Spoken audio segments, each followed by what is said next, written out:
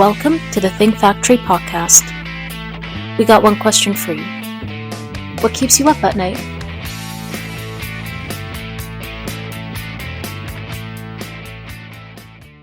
Welcome to the Think Factory's Workplace Podcast, powered by OGC Solutions, the podcast where we explore the ever-evolving landscape of workplace dynamics.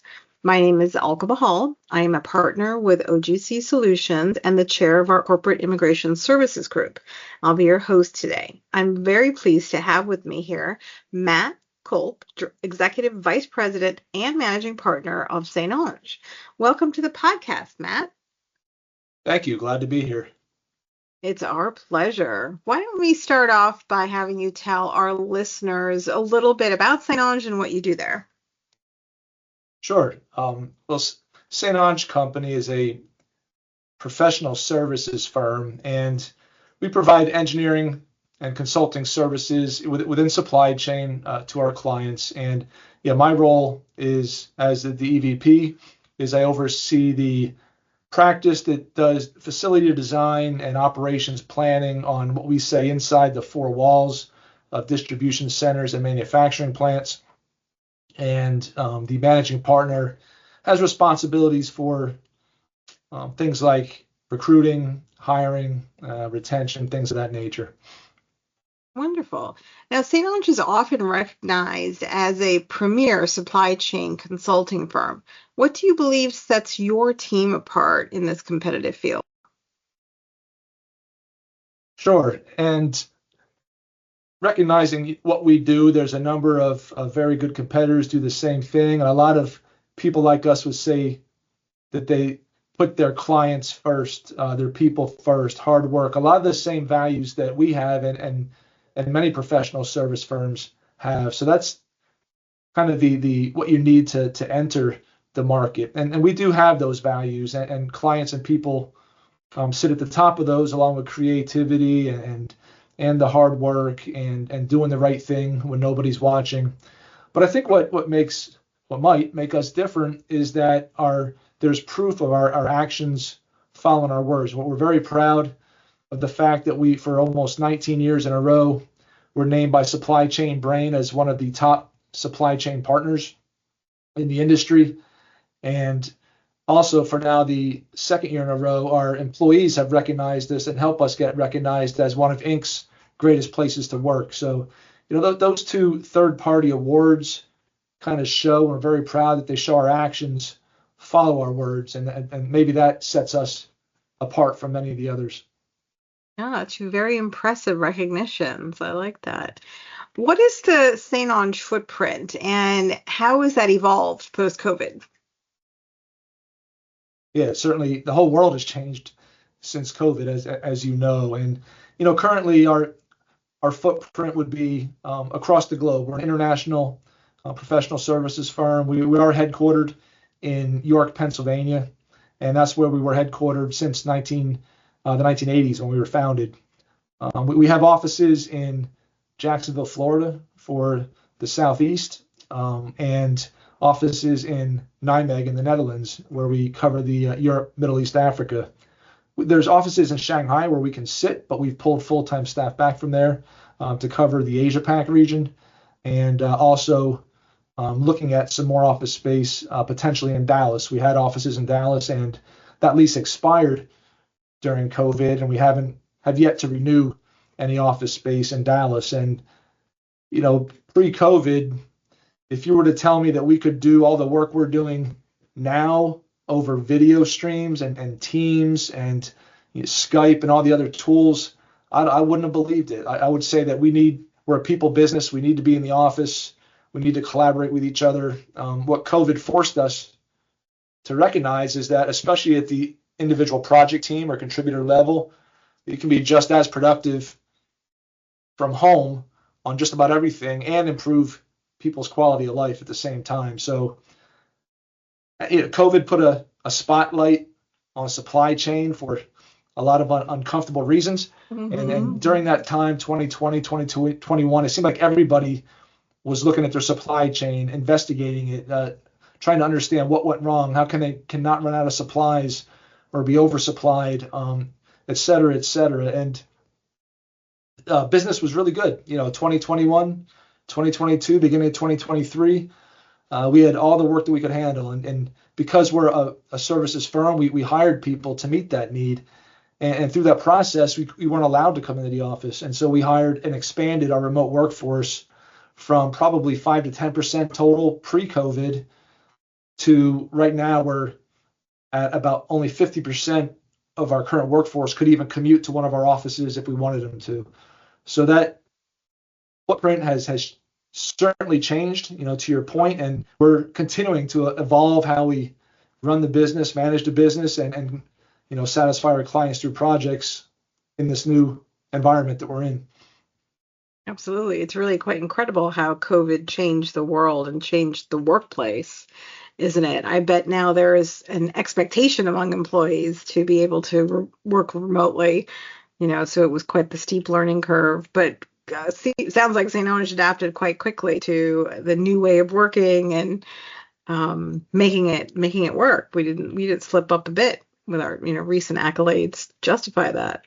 Yeah, and it's luckily we had been working remote for many years before COVID, but it was only select employees. Our partner who runs the Europe office, he'll say, Tom Bonkenberg, he'll say, I've been doing this for 20 years.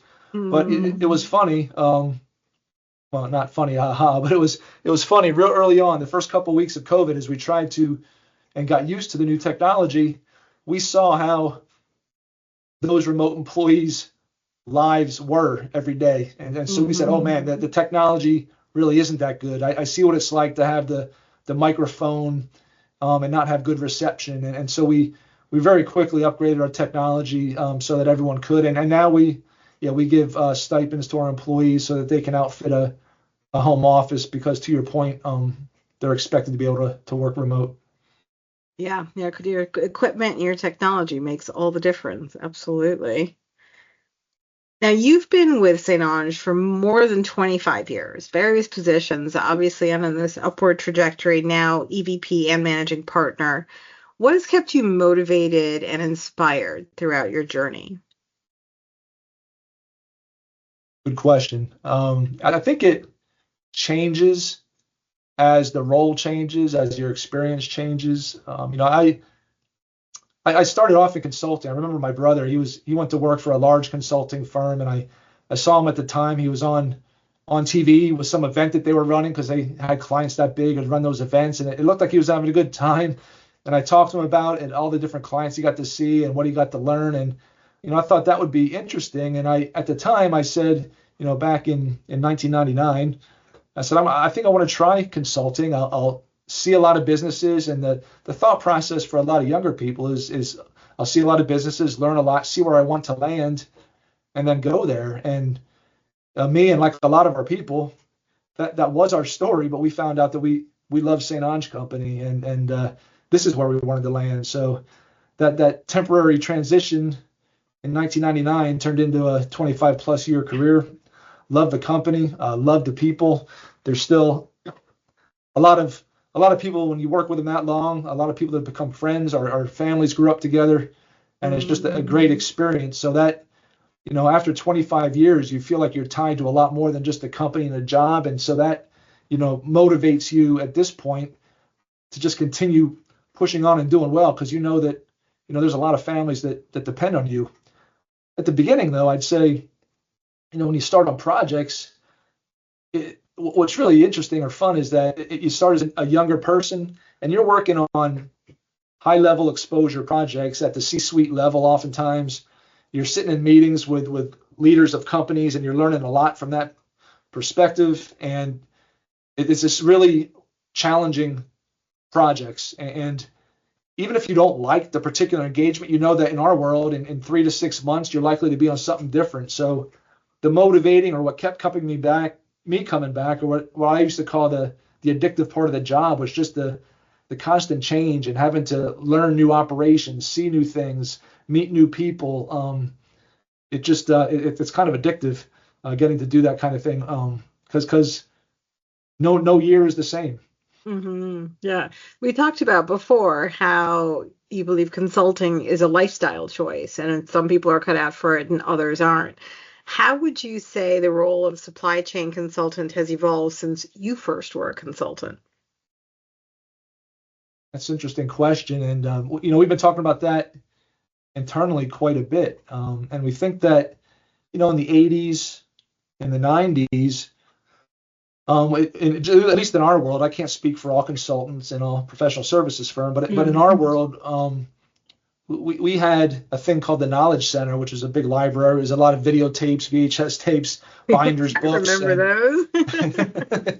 We would have clients fly in. We had a really nice boardroom that we'd sit and we'd impress them with all this knowledge we had on the industry with this Knowledge Center. And right around, I don't know, the early mid 80s, about then, I don't know, maybe late 80s, early 90s, we thought about putting that stuff online if we could, but within less than a year, obviously Google and the internet, you can't replicate that. So anyway, the point is, early on in the 80s and 90s, we were doing a lot of education of the clients on projects. We'd come in to do a new distribution center design, and we'd ask for a year's worth of data, and then we would tell the story of their business through the data.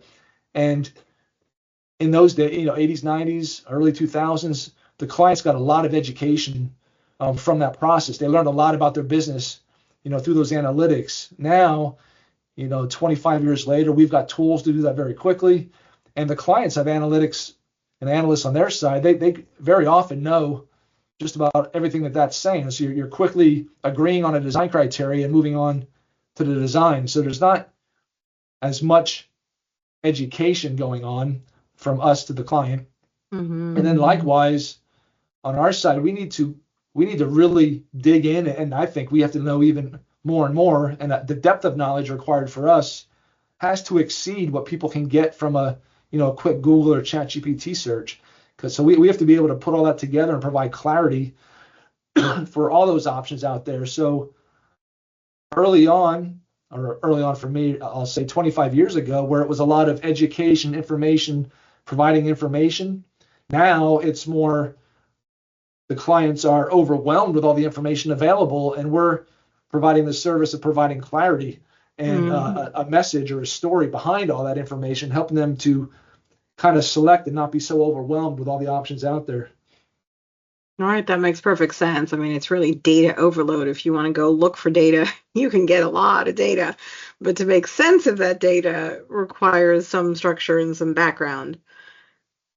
Yeah, when they're looking for automation, sometimes I refer to it as going down the cereal aisle in the grocery store. There's so many options, so many bright colors, everything that looks so good, it's really hard to pick which one you want. And so then, a lot of people will just go to the Cheerios and Raisin Bran. That's what they're familiar with. And so if you don't understand what all those other options have to offer, you may default to something that's not as good a value for you as the client. So we help to educate and provide clarity to our clients in some of those ways. Yeah, that makes sense. Do you think that your experience in the industry, industrial engineering, and then supply chain, the appreciation and the understanding you obtained on the technical side informs now your leadership style and serves you? Or do you feel there's great lessons learned, but not really relevant to what you're doing now? Yeah, that's another good question. It's the answer is kind of yes and no. So I think it's been very well researched and written about the transition of technical individual contributor to manager or to leader, and those skills being much different. I would say now, as in the role I'm in now, and my senior partners, our job is to look 1 to 5 years out and have a strategy and a plan for the business, and set a course for where we're going, and expectations for where we're going. The project managers need to understand that project, and so they have a 3 to 6 month perspective, and then the engineers and analysts, they may have a week or even a day perspective, and they're planning out what they need to get done in that week to meet the milestones of the project. So certainly much different skills. The skills of managing people and putting together multiple personalities and talents into a team that's greater than the sum of the parts is different than going through an analytical model. And so in that case, and in those examples, there's many new skills you have to learn. On the other hand, while the chief of staff at a hospital doesn't necessarily have to do brain surgery, it is good if they're a doctor and understands what the brain surgeon's doing. And so I believe that all the years and the kind of the technical reputation, for lack of any better word, that I built up within the company has at least allowed me to manage and with the people understanding that if I'm asking something, at least I understand how it should work or how it used to work. And then, maybe they need to educate me on what's changed and what's newer now, how the tools have changed. But at least I think understanding how the process goes certainly helps me to make better decisions. That makes a lot of sense. How would you describe your leadership style today? And how would you say it's evolved over your, say, 30 years career? I just You laugh are because instantly a fantastic manager, right? well, I might say that, but no, I would never say that. And I just laugh because I think of the first person who I had to manage, and he's still here, and we joke about it a little bit today. And thank goodness he's still here, because he helped me develop as much as I was trying to help him develop. And I would never want to work for me, 15 years ago. And I guess when I started, I was a technical, engineer, a project manager, trying to have a personnel management style, like a project management approach. And I would say at the beginning, I was way too task oriented. I was way too into the details.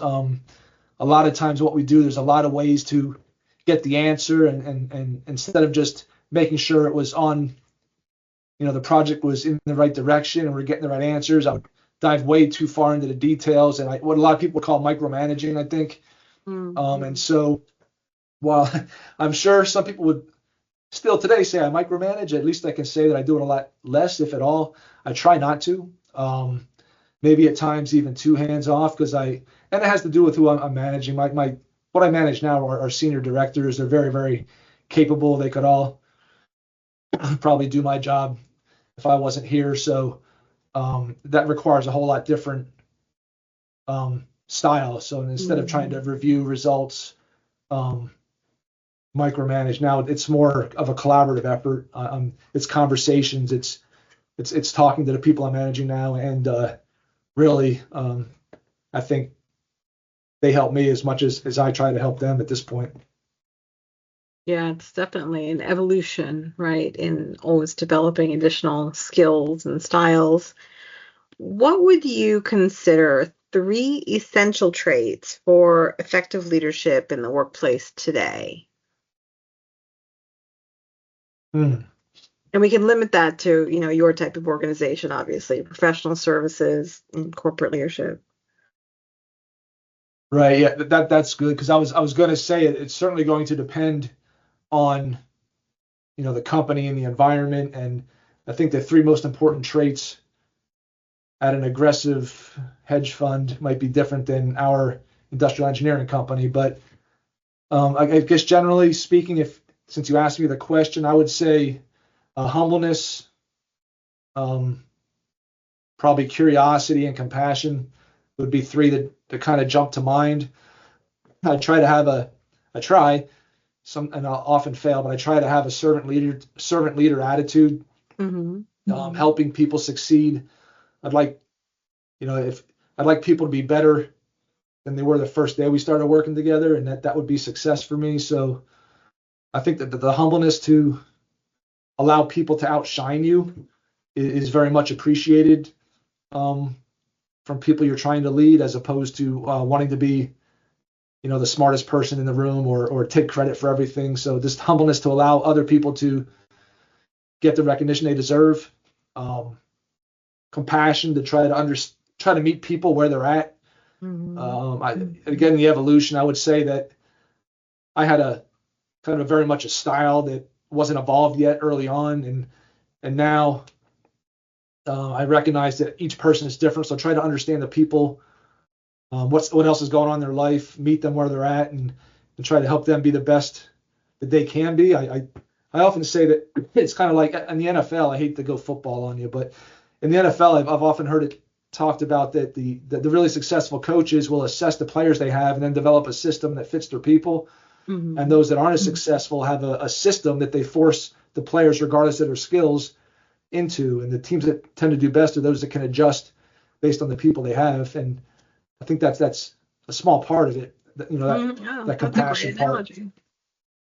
Yeah, and I just say curiosity, because you have to ask questions and maybe that curiosity / empathy, excuse me, and just try to dig in and understand more about the people, the situations. Ask an old engineering tool is the 5 whys. Continue to ask why to try to dig deeper and understand more. And back to the humbleness part, that's something I continue to work on. And there's a number of people that I quote unquote manage, but we kind of all work together to manage the business unit, that they, their perspective really helps me to see things like, wow, why didn't I see that? But they're right, that kind of thing.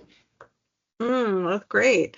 I definitely hear sort of this common thread very often. I interview a lot of leaders, successful leaders in the workplace.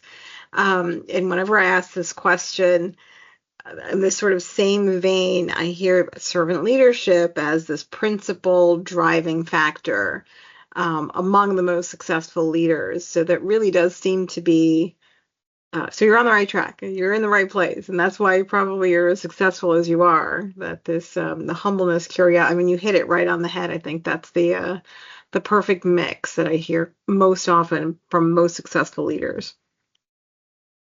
So it's a continuing goal as well, right? I mean, you never get there, and I can always do better at that. It's always an evolution, right? No matter where we are, there's always more for us to learn, and certainly leading people today is different than it was 20 years ago. Life has changed, the workplace has changed.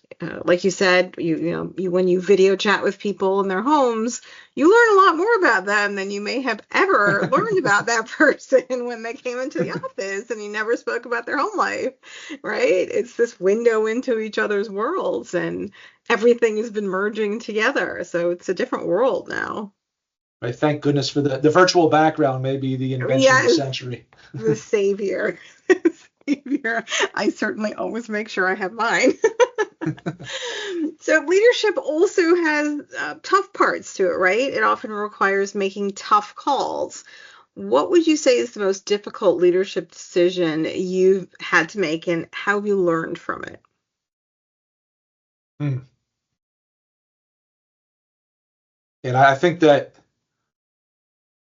but just generally speaking, I think that another guiding principle I try to follow is that as a leader, I think you should have to make the tough calls and communicate the tough messages. And I think you should let, the people that report to you, if they have teams, you should let them communicate the good messages and the positive messages. That's just a general principle I try to follow. But I think probably I know that the hardest decision I've had to make is letting people go. And especially if you're doing it for work demand reasons. And there's a lot of macroeconomic things in the world. There's a lot of, I would say, uncertainty that leads to anxiety and hesitancy. And there's a lot of projects on hold right now. And we're starting to see some of that free up, but it's been going on for, months now. And when you have to let people go and you know that you kind of feel like you failed them in some way, that we couldn't somehow, there's certain things, a lot you can't affect, but we just couldn't find enough for them, and you have to let them go. That's really, really difficult. And what I learned through it is just that I didn't learn as much as I was reminded just what really, really good people we have at this company. And, in your mind, I learned through other life experiences, the mind wants the story to add up. And if it doesn't add up, the mind fills in facts. And typically people are inclined to fill in negative much more negative facts than reality will end up being. So you should avoid doing that if possible. But going through trying to prepare those messages, you think about how people might react. You're worried about how they might react, and then when you go through it and you just see the grace and the humility and people that all they want to talk about is, they just say they understand, and they just want to make sure their clients are taken care of, who's going to do this work, and they don't, to a person, they weren't concerned about themselves. They're just concerned about their clients and the work and the people they're working with. It's just, it was just really, really, I get a little emotional talking about it. Just really impressive, just to remind it again what great people we have. Yeah, I can imagine that must have been extraordinarily difficult, and really a reminder of what wonderful people you have and how great you are at hiring the right type of talent and the right type of personality that fits in with the culture. It's very important, to get the right people on board. We're certainly not 100%, but it's something we've taken very, very seriously for the last 7-8 years. Mm-hmm. St. Onge has been recognized as one of the best places to work for a few years now. What do you believe makes it a place where people want to stay? And, some of our chairman always reminds us of this, that the Inc. recognition, it's a great honor. We are very proud of it. But the value to the business is people are answering questions. You're getting a lot of employee feedback just through that application process and what it takes, the employee interviews and everything to get it. And so we feel like that what we hear through those comments is that people feel listened to and heard, for the most part. Mm-hmm. I think that's important. People feel treated, well, fairly for the most part, or human, or even if they don't feel like they're fairly, at least people listened. I think that's important. But for years or even decades, we've been saying that people stay here for so long because of the culture, but we couldn't really define the culture. And then the founders retired, and we tried to capture the culture, but I don't know how long ago. Everything's in 5-10 buckets for me. So it's more than probably around 10 years ago. Our new CFO started, and he said it's because we have really great people, we work on really challenging projects, and we have the freedom to do it the way we think best. And I think as a professional, that environment of challenging work with the freedom to solve it your way is something that for the people we want is very, very appealing. Yeah, that's brilliant. How do you, or what do you look for in, the people who work for you when you're looking to hire or promote someone into a leadership position? What are you looking for, and how do you mentor or coach rising leaders into those roles? So it would depend, what we're looking for at the time. We hired college graduates. We've hired people with 3 to 5 or 3 to 7 years experience. Then we've hired people with 20, 30 years experience, all for different roles. In general, we're looking for some general characteristics in those people. So hard work ethic is one. Curiosity is certainly one. Problem solving is another one. Compassion is one. And our HR manager, Tanya, we hired her years ago. She kind of led we never had an HR manager, and we hired her, and she kind of led the development of interviewing everyone, understanding what works well, and then putting together a list of questions for interviews and grouping them into those characteristics or traits that you asked about, so that we can try. It's very hard to assess somebody in an hour interview, right? And even though we put them through the gauntlet, they interview for 6 to 8 hours with as many people as possible. It's still really hard, but we try to be as thorough as possible with multiple levels of interviews. But if we can stay focused on all those questions she put together by interviewing everyone to try to capture the culture and the questions that lead to the personality traits, that seems to give us the highest probability of success of finding good people. Interesting. What advice do you give your team about building resilience in the face of this constant change? Like you said, the consulting world is dynamic, constantly changing. We so I like our professionals to at least keep in mind their own personal development, especially when you get up to the more senior leader roles. It's very easy to get wrapped up in the projects, the client management, the business development, and at the end of the day, there's no time, left for yourself. And I do try to encourage, and not force, but strongly encourage people to identify one or two things you want to improve the next year, and then set out a plan to improve on that. We've got all kinds of resources available to us, and this is one where even I disagree with some of our other partners, but I'm very much a proponent or a believer in the growth mindset. There's this, I'm not a psychologist either, but at the highest level, I understand there's a fixed mindset, kind of understanding, or a growth mindset. The fixed mindset would say that people are what they are. They'll top out. They can only do what they're doing, and so you want to identify what they're really good at, and then let them do that as efficiently as possible. For me, the growth mindset says that you can continue to evolve and learn and develop. And while I may never be a neuroscientist, I can certainly get a lot better at business development, or managing people, or business understanding, or whatever it is you want to work on. So I try to encourage people that while our industry doesn't change as quick as others, you do need to keep up with it, and continue growing. And then we try to model that at the company. Every week we have, automation or technology or other companies come in and present to people online the latest in their stable. So that's once a week at the very least, you can join these lunch and learns and try to keep up with what's developing in the industry. Oh, wow. That's great.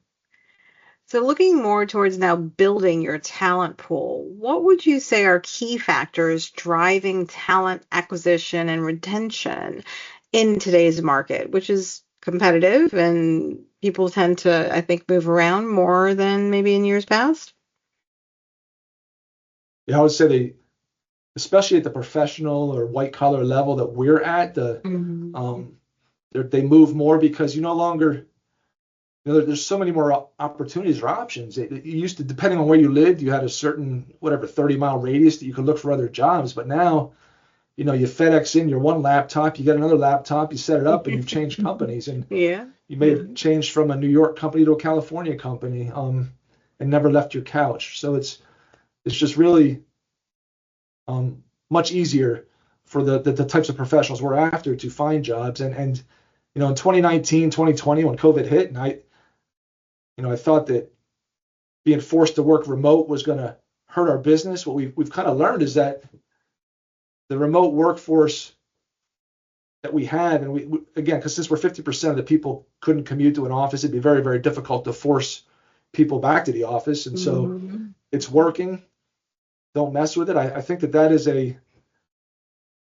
for a lot of people, that's a differentiator for us. It makes us an attractive place where you can work remote and get back an hour and a half of your day. That adds up over time.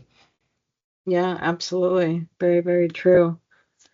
So turning a little bit more now to your business, tell me about some common misconceptions your clients have coming to you before engaging your team. So we talked about how they're coming to you much more informed than they were once upon a time. And using your cereal box analogy, maybe they know enough that they don't want the Raisin brand, but they don't understand everything that's out there. Are they coming to you with this understanding, or are they coming to you and saying, this is like an open playing field. What do we do? How do we go from here? Or is there less of that now? I would say that in our world, there is, I think the answer is both, if I understand what you're asking correctly, in that there are definitely more people approaching us now where if we're doing, let me take a step back for a minute. If we're doing a design for a new manufacturing plant or a new distribution center, for example, so this is a building where, if you go online and you order from retailer XYZ, you place your order online. We're designing the building that gets that order, groups it with all the other orders, figures out how to go into the warehouse, pick, pack it, and ship it to your house. If we're doing, that design, I think, yeah, I lost my train of thought. Can you help me out? Yeah, sure. So we're talking about whether the clients are coming to you with some sort of preconceived notion or a short list of what they want, or are they coming to you with basically, I need this solution, design me the building and tell me everything I need. Yeah, thank you. So now with all the information that's out there, more and more of those clients are coming to us that say we want this solution, or we want, in our world, something called a goods to picker system, automation. So can you write a specification for it, go out to these vendors and run the market event and help us select it? If I take that step back that I was trying to do, when we're doing that design, we break that into three phases.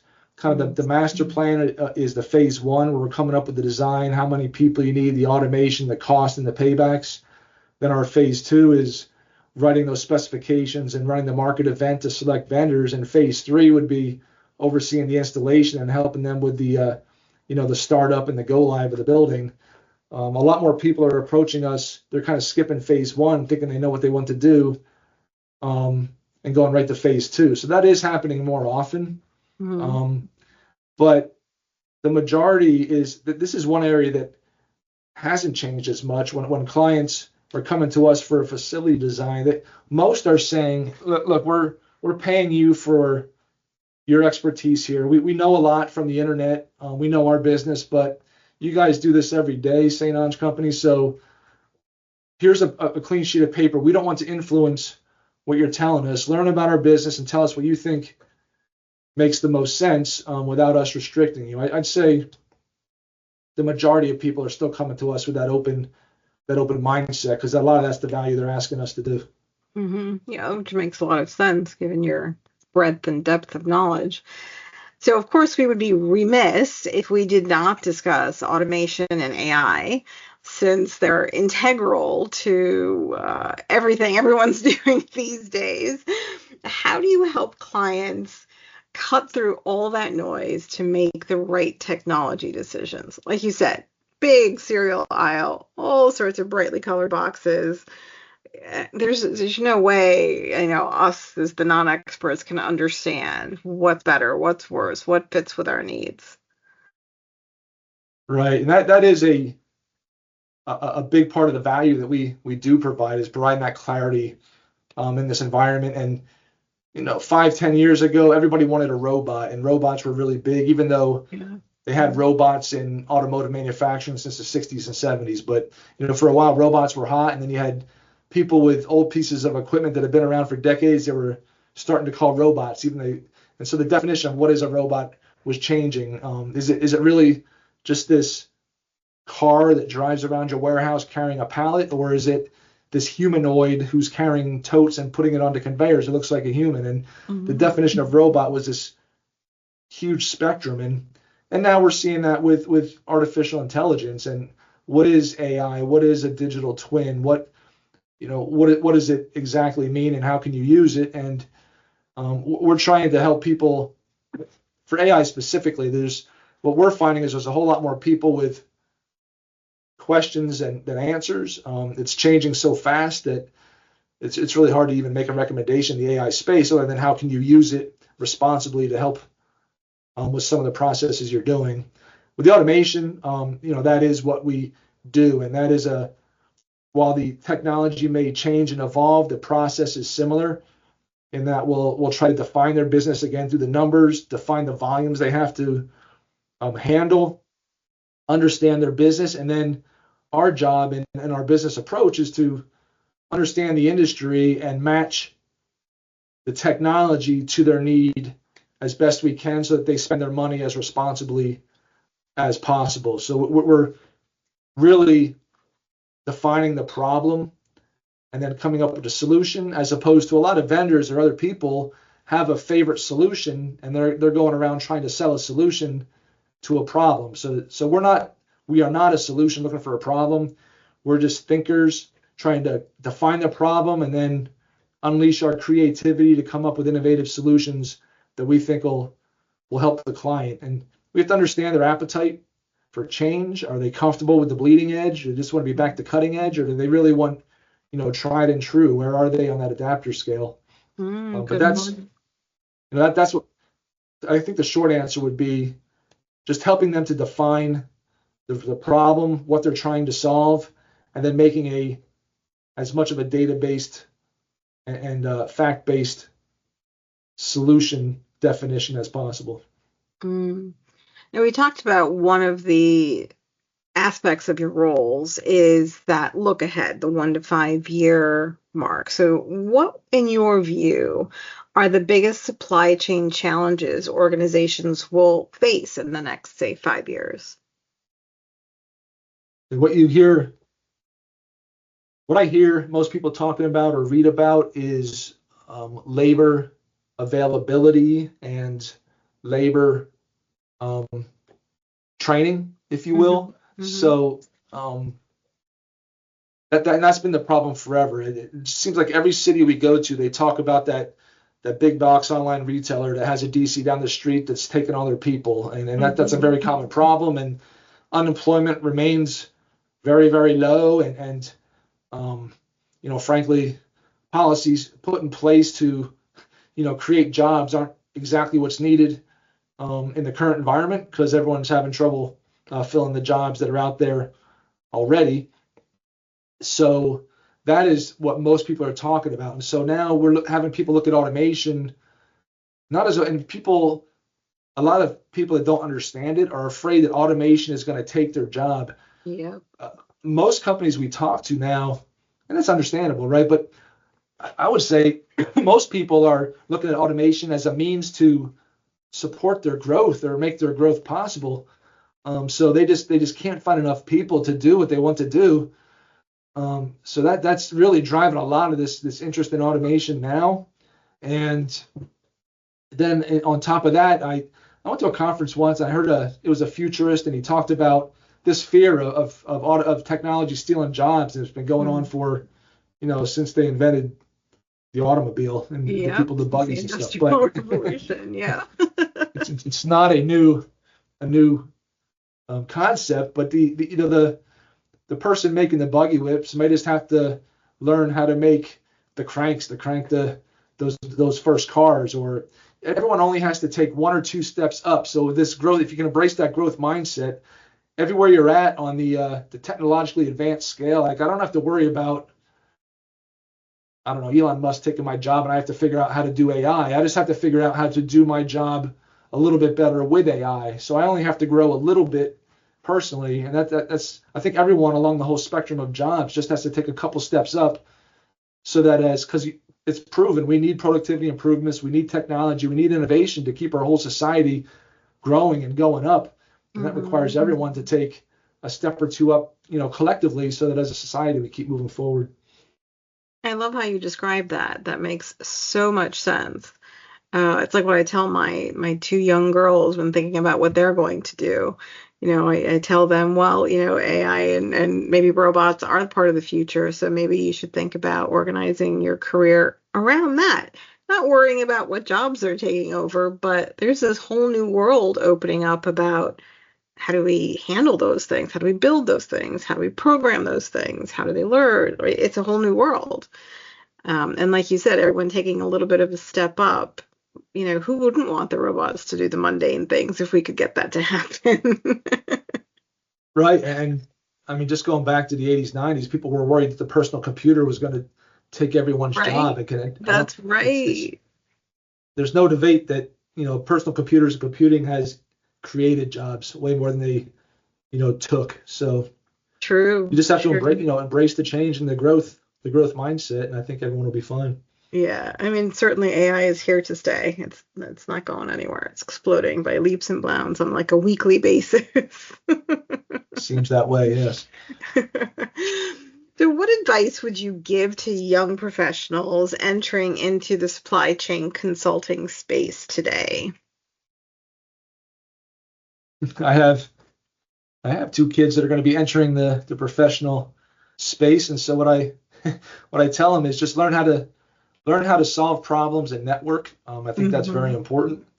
And then, show up, be present, and work hard. And that is, you would think that would be the barrier to entry, or the entry point. But, if you show up, work hard, communicate, network, and just do whatever task you're given as well as possible, and ask for more, you're going to go places.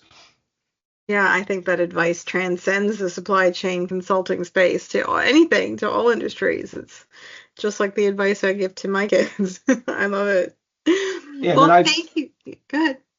no, I'm just going to say, I don't think you have to specify, but you're networking within your peer group for sure, because you're all going to come up in Yes. industry together. But certainly network with people with more experience as well, and be open to learning, and just be a sponge and go out and learn as much as you can find as many people willing to share that knowledge with you, and then certainly listen with a discerning ear, and make sure that it makes sense, but just soak up as much as you can.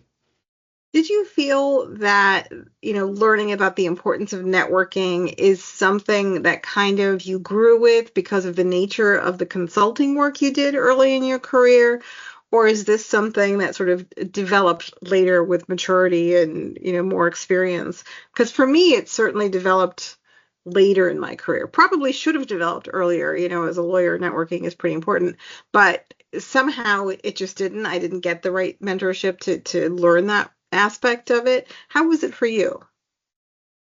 I'm I'm only I'm only laughing because if I'm being honest, I stole it from my cousin, but I never admitted that to Right. him, so hopefully he doesn't listen to this. But his kids are a couple years older than mine. They went into college before mine, and that's what he told them. And I was like, that's pretty smart, That's and he's good a successful advice. businessman.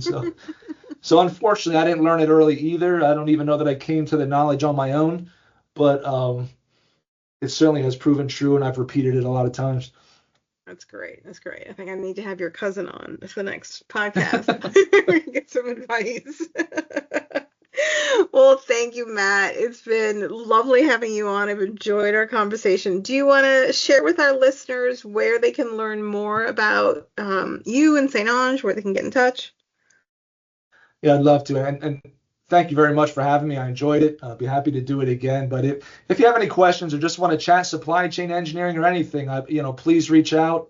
I can be reached at my email, which is mkulp@stonge, STONGE.com, or certainly feel free to text or call me on my phone, 717-880-5645. I'm on LinkedIn. You can find me there and message me. So I just, at this point, haven't seen so many operations, learned so much. I just like to kind of share stories and talk about what we've learned in the world in general. So I'd love to hear from anybody.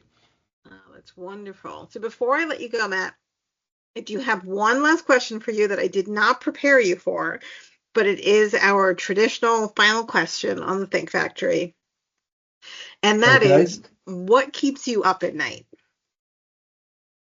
Oh, well, what keeps me up at night currently is I talked about our business, and it's always been the majority of projects are 3 to 6 months. So even in the best of times, if you look 8 months out, there's not a book of work to support our workforce. And as we continue to grow, that's more and more people, more and more families that I feel responsible for. I know all my partners feel responsible for, and just being able to network, right? Network and get better at that, and find people, and find enough business to keep those people um, and their families sustained is what I worry about more than anything. And I try to tell.